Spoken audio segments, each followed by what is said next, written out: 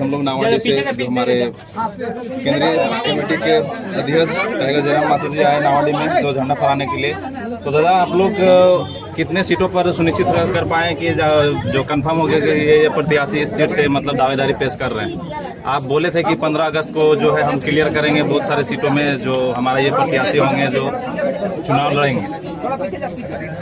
और इस 15 अगस्त में सबसे पहले आपको ढेर सारी शुभकामनाएं और अपने चिंतकों को आपके तरफ से क्या मैसेज है? शुभचिंतक के अलावा जो आलोचक भी उनको भी 15 अगस्त सबका है, इसलिए अगर कोई मेरी आलोचना करे तो मेरे शत्रु नहीं है। मेरे शुभचिंतक रहे चाहे आलोचक रहे, सबसे पहले आपके चैनल के माध्यम से समस्त देशवासियों को, राज्यवासियों को स्वतंत्रता दिवस की, इंडिपेंडेंस डे की हार्दिक असंख्य शुभकामनाएं। और हमारा कर्तव्य है कि आज हमारा राष्ट्र एक विकसित राष्ट्र के रूप में कैसे उभरे, हमारा राष्ट्र विश्व की महाशक्ति कैसे बने, आर्थिक संपन्न राष्ट्र कैसे बने, सामाजिक न्याय कैसे स्थापित हो हमारे राष्ट्र में। महात्मा गांधी, पंडित जवाहरलाल नेहरू, भगत सिंह, चंद्रशेखर आज़ाद, सरदार वल्लभ भाई पटेल, नेताजी सुभाष चंद्र बोस, अशफाक उल्लाह खां, वैसे महापुरुषों का सपना कैसे साकार हो, आज़ादी का जो मकसद था वो मकसद कैसे कामयाब हो। हमें हर एक राष्ट्रवासी को इस विषय पर सोचना चाहिए, इस विषय पर अपने कर्तव्य का निर्वहन करना चाहिए।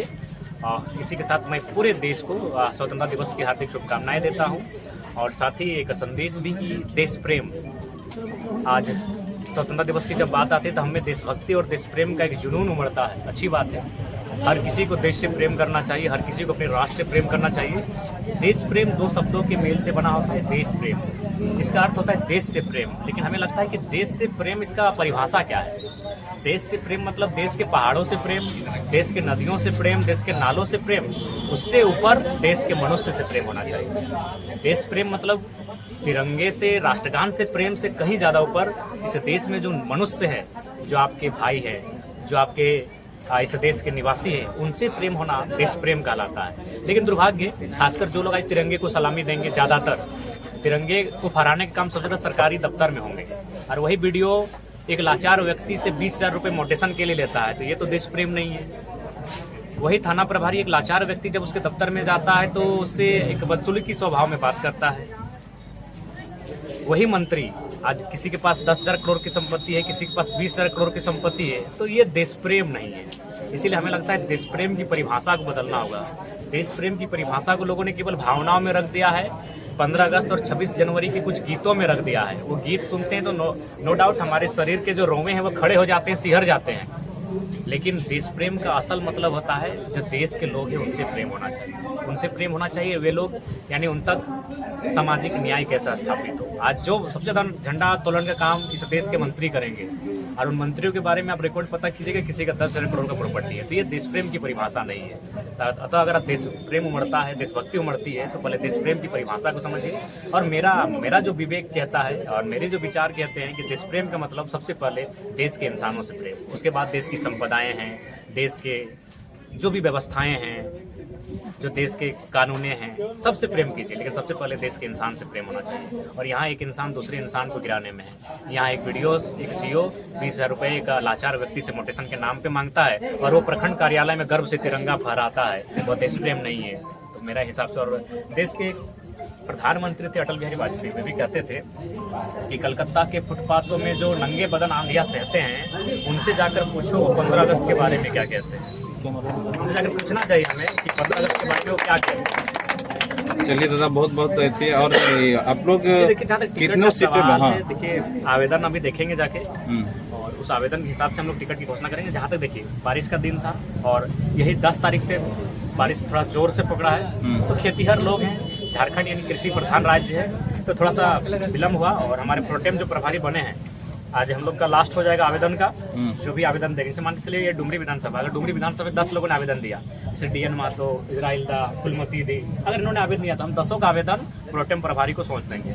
और प्रोटेम प्रभारी को जिम्मा दिया जाएगा कि आप जिस क्षेत्र में जा रहे हैं प्रभारी के रूप में, वहाँ के जिला अध्यक्ष, वहाँ के प्रखंड अध्यक्ष, अगर उसमें इस विधानसभा में 4 प्रखंड है तो चारों प्रखंड अध्यक्ष, और जितने भी केंद्र पदाधिकारी आएंगे उनकी एक बैठक बुलाई जाए और बाकायदा वहाँ एक रायशुमारी की। ये 10 नाम आए हैं, पहले केंद्र कमेटी, प्रखंड कमेटी और जिला कमेटी ही तय करे।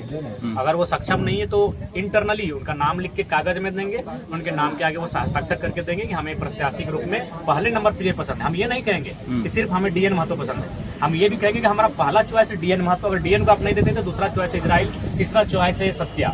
जी यानी एक चॉइस देंगे और आज हम लोग उस लेटर को जारी करने वाले हैं और उस लेटर को लेके हमारे जो प्रोटेम प्रभारी हैं वो तमाम विधानसभा में जाएंगे और वहाँ से जाके जो फीडबैक आएगा वो जाके स्क्रीनिंग टीम को सौंपेंगे।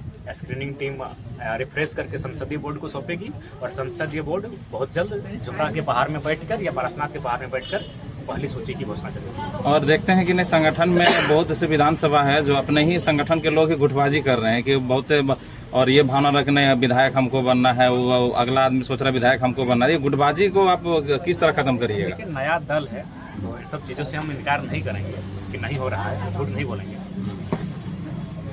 हाँ, लेकिन इतना ही कहेंगे कि विधायक सांसद बनने से ज़्यादा कहीं महत्वपूर्ण है उन लोगों का विश्वास जो हमें तब तक की निगाहों से देख रहे हैं, वो शोषित वंचित प्रताड़ित लोग जो एक नई विकल्प के तौर पर, एक नई उम्मीद के तौर पर हमें देख रहे हैं। इसलिए विधायक सांसद बनना प्राथमिकता नहीं है, प्राथमिकता उनके विश्वास पर खड़ा उतरना, उस जनता को कैसे उनका न्याय हो उनके साथ, ये हमारा प्राथमिकता। अगर विधायक सांसद बनना होता तो हमारे सांसद होते। आज जेल कैम्प के अध्यक्ष का इंटरव्यू नहीं ले रहे होते, आप एक सांसद का इंटरव्यू ले रहे होते। क्योंकि मेरी वो महत्वाकांक्षा नहीं थी कि हमको सांसद बनना है, मेरी इच्छा है कि इस राज्य के जो लोग हैं अपने हक अधिकार से जो बिल्कुल विमुख हो चुके हैं, जिनको पता ही नहीं उनका अधिकार क्या है, धड़ल्ले से अपनी ज़मीनें बेच रहे हैं, शराब का सेवन कर रहे हैं और ज़मीनों को बेच रहे हैं, तो मेरी पहली प्राथमिकता है उनमें जागरूकता का भाव। आज तो कम से कम पूरा झारखंड तो माना, ठीक हमें वोट करे या ना करे, हमें वोट करे या ना करे अलग विषय है, लेकिन अगर वो झारखंडी तो उसने माना कि 2 साल में जयराम बाबू ने जो बात कही वो झारखंड के हितार्थ की बात कही। मैंने जिस विषय को छुआ 20 सालों में